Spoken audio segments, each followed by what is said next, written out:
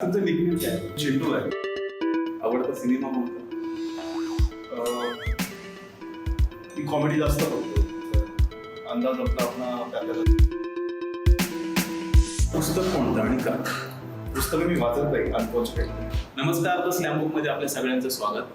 आज आपल्यासोबत किरण गरुडी आहेत. त्यांनी इंजिनिअरिंगमध्ये मास्टर्स केलंय, तरी सुद्धा ते स्वतःसाठी केवळ नोकरी, मी माझी नोकरी, माझं कुटुंब, माझे नातेवाईक एवढंच न करता त्यांच्या मनामध्ये तरुणांबद्दल एक ध्यास आहे. तो म्हणजे तरुण, आजचे तरुणाई पूर्ण हे फिजिकली आणि मेंटली स्ट्रॉंग राहावेत, फिट राहावेत. या ध्यासापायी त्यांनी द जिम नावाचं एक नवीन कंपनी सुरू केली, एक जिम सुरू केली. तर आपण या सगळ्यांबाबत त्यांच्याशी गप्पा मारणार आहोत. सुरुवातीला किरण दादा, आमच्या द स्लॅम बुकमध्ये मनापासून स्वागत. Thank you so much. आपलं स्लॅम बुक आहे, कॉलेजला आपण स्लॅम बुक लिहायचं असं आपलं स्लॅम बुक आहे. छोटे छोटे क्वेश्चन असते आणि जास्तीत जास्त जड असं कुठले क्वेश्चन नाही आहेत, साधे सोपे प्रश्न आहेत. तर सुरू करूया. नक्की. तुमचं निकनेम काय? माझं निकनेम चिंटू आहे. जन्मदिवस? जन्मदिवस 8 ऑक्टोबर. जन्म ठिकाण? मुंबई. आवडीचा रंग? सफेद. आवडता हिरो? अमित. आवडती हिरोईन? माधुरी दीक्षित. आवडता गायक? सोनू निगम. आवडती गायिका? लता मंगेशकर. आवडता खेळ? क्रिकेट. क्रिकेट. आवडता सण?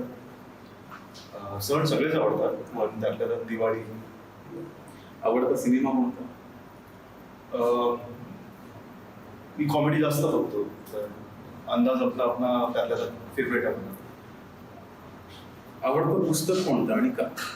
पुस्तकं मी वाचत नाही अनफॉर्च्युनेटली. ती गोष्ट मला नेहमी मला इम्प्रूव्ह करायची होती लाईफमध्ये. मला रीडिंग मी करत नाही जास्त, बट मी भगवद्गीताचे श्लोक बरेच वेळा मी वाचतो आणि 15वा अध्याय पाठ आहे. तुमच्या घरातील तुमची आवडती जागा कोणती आणि का? आवडती जागा माझी एक चेअर आहे हॉलमध्ये. तिथून मी बाहेर बघत असतो.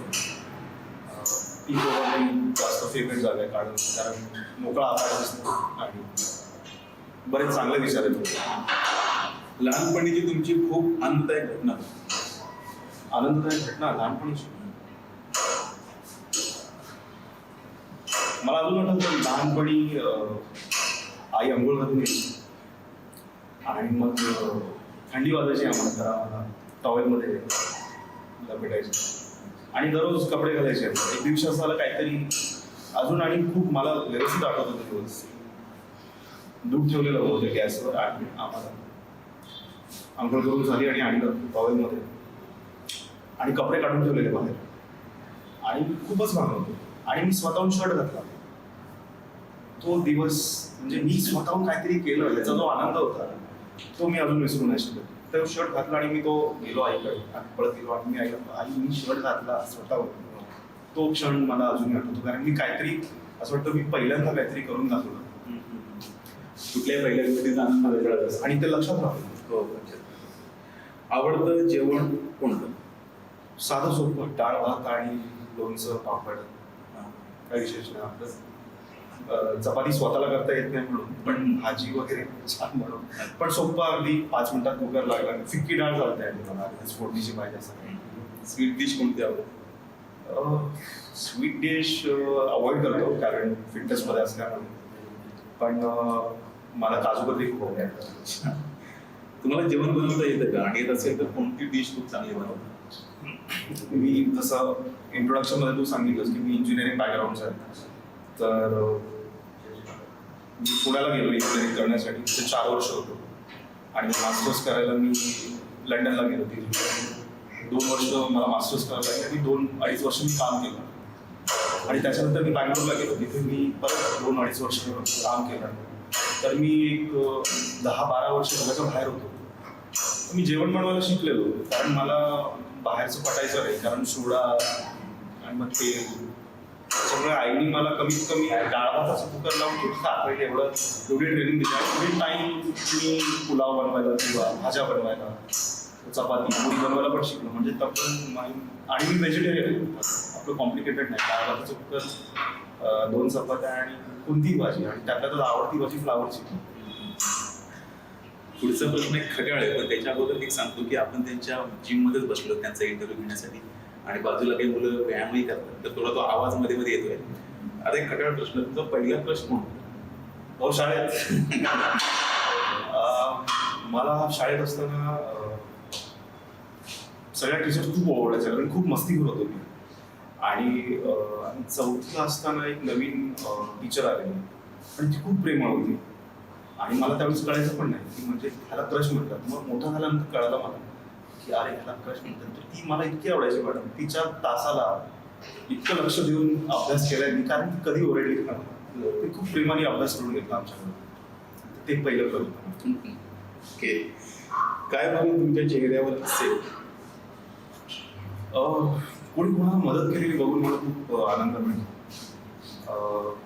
माझा पण तोच इंटेन्शन असतं की खरंच ज्याला गरज असते त्याला आपण मदत करा. देवानी ज्यांना चांगले हातपाय दिले आणि त्यांना जेव्हा मी भीक मागताना बघतो तर माझा डोक्यात चलन जातं. पण एखादी एकदम वृद्ध महिला असेल किंवा आजोबा असतील, आणि ते जर त्यांना भूक लागली असेल आणि त्यांना कोणी मदत केली तर त्याला मला खूप बरं वाटतं. किंवा नुसतं अगदी रस्ता क्रॉस करताना पण जे सिनियर सिटीजन आहेत त्यांना हेल्प केली तरी पण मला ते बघून मला बरं वाटतं. सोशल गोष्टी आहेत, सोप्या गोष्टी आहेत, साध्या साध्या. कचरा करू नये, किंवा कचरा जर केलेला असेल तर त्यात कोणी रिस्पॉन्सिबिलिटी उचलून डस्टबिनमध्ये टाकायचं, हे बघून पण आनंद. ते समजतेच, कारण लंडनमध्ये मास्टर्स करून जेव्हा भारतामध्ये करून येतो आणि मोठ्या पगाराची नोकरी न धरता तरुणांनी फिट राहायला पाहिजे यासाठी काम करतो, अशा व्यक्तींचे विचार हे असे असतात. एक गाणं जे तुम्ही हल्ली सारखं गुणगुणत असता? बरेच आहेत. मला बरीच गाणी आवडतात, माझ्या मूडवर आहे. आता कुठं तोंडावर बहुतेक सगळ्या जॉनर्सची गाणी ऐकतो मी. जिम मध्ये असल्यामुळे अपबीट गाणी जास्त ऐकतो. पण शाहरुख खानचं एक गाणं आहे, आणि शाहरुख खान मला आवडतं. आफ्टर आम्ही सफर त्याचं गाणं आलेलं, ते मला आवडतं आणि मी ते नेहमी गातो. कारण इधर का ना मैं उधर का रहा, सफर काही थांबले, सफर का.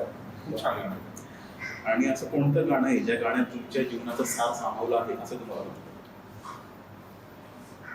खूप छान सुंदर गाणं आहे जुनं. किसी की मुस्कुराहटों पे हो निसार, गुणगुण आवाज खूप वाईट.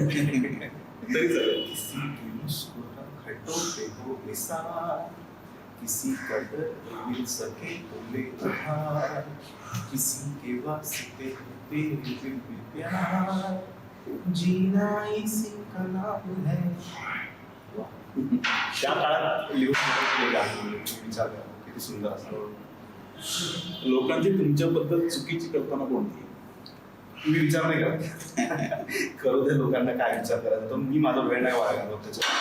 माझा फोकस क्लिअर आहे. माझे काही गोल्स आहेत ते मी सेट केले, आणि मी लोकांचा विचार नाही करत बसतात. त्याच्यात वेळ घालवण्यात काही पॉईंट नाही. कोणी काही विचार करेल, कोणी काही विचार करेल. आपण किती चांगलं केलं तरी पण लोक शेवटी त्यांचा जो पॉईंट ऑफ व्ह्यू असतो त्यांनीच तो विचार करतात.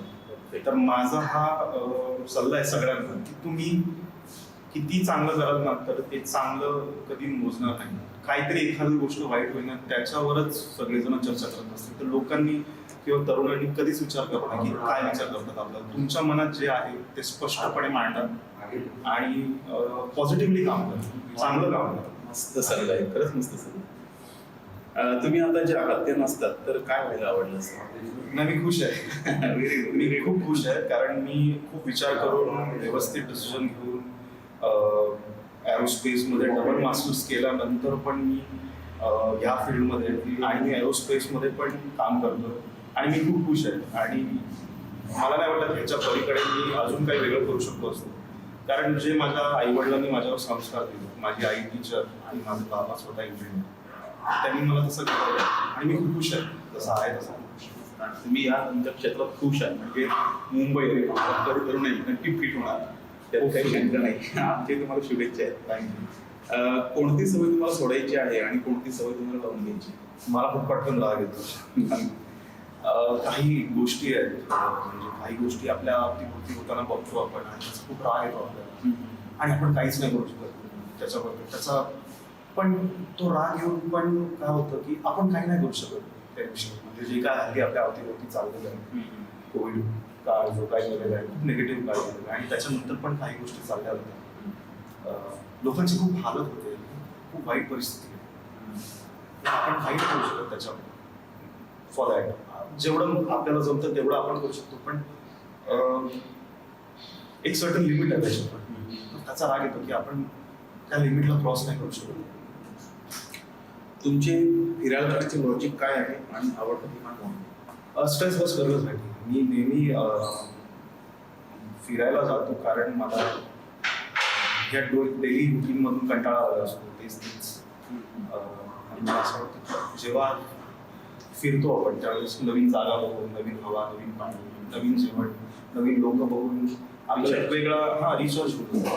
तर जवळच्या जवळ अलिबाग आणि लोणावळा आहे. तर जेव्हा खूप यंग होतो तेव्हा बाईकवर जायचो, पण आता थोडी हाडं पण थोडा त्रास होतो हल्ली बाईकवर गेला तर. कारनी जातो आईबाबांबरोबर, वाईफ बरोबर, बरं वाटतं. फ्रेश एअर मिळाली. मुंबईत राहून राहून थोडंसं ना गुदमरल्यासारखं होतं, सेम पोल्युशन, तेच. तर बाहेर थोडं गेलं तर थोडं एन्जॉय करतो. तुम्हाला कामाचा ताण पडल्यास स्वतःला मोटिवेट कसं करतो, त्यासाठी काय करतो?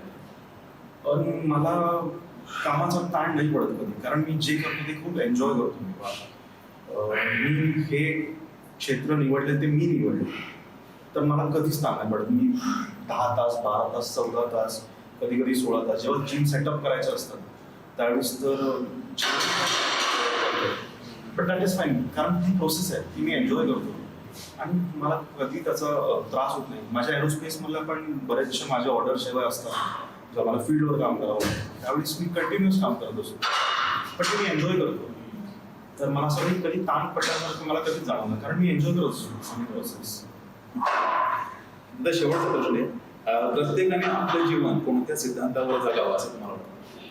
मला असं वाटतं प्रत्येकाने आपल्या आई वडिलांनी जे संस्कार दिलेत ना त्याला फक्त जपावं. आपली जी संस्कृती आहे ना त्याला जपावं. बाहेर पण जसं मी फिरून आलो, मी राहून आलो 5 वर्ष जवळजवळ लंडनला आलेलो. बऱ्याच शिकण्यासारख्या गोष्टी आहेत त्यांच्याकडून पण जे आपलं आहे त्याला आपण जपावं. आपली भाषा, आपली माणसं, आपला पेहनाव, आपलं जेवण, ह्याला इग्नोर नका करू, हे सोडून नका देऊ. हे खूप इम्पॉर्टंट आहे आपल्यासाठी. आणि आई वडिलांचं रिस्पेक्ट करा. किती मोठे झालात किंवा किती तुमच्याकडे पैसे आले किंवा किती ताकद आली तरी आई वडिलांना विसरू नका. त्यांना त्यांच्या नेहमी जे त्यांनी शिकवलं तुम्हाला ते आयुष्यभर राहणार आहे तुमच्यावर. दादा, वेळ दिल्याबद्दल मनापासून धन्यवाद. Thank you so much. आणि समाजामध्ये स्वतःसाठी नाही तर दुसऱ्यासाठी काहीतरी करणारी लोक, अशी तरुण मुलं समाजामध्ये असायला पाहिजेत, जेणेकरून आपला समाज अधिकाधिक रुंदीगत होत जाईल, समृद्ध होत जाईल. तुम्ही पाहत राहा तसल्या